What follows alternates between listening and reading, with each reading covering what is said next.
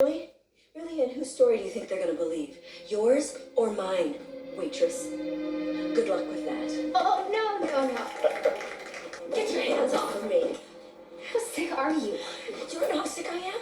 If I hadn't been so stupid and hired that idiot Stevie, I would have taken care of you, little brat, when I had the chance. Kill you! Hey, I'll scratch your eyes out! What's to you, daughter? Talk to me like that. Nobody talks to me like that. You know who my husband is. Get your hands off of me.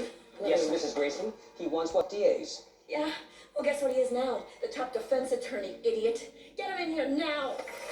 Officers, listen, I've been married to this woman for 15 years, and whatever the nature of the allegations you have against her you think they are, they're probably true.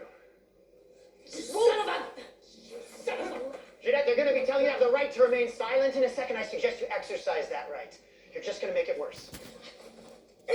You have the right to remain silent. Anything you say can and will be used against you in a court of law. Hi, baby.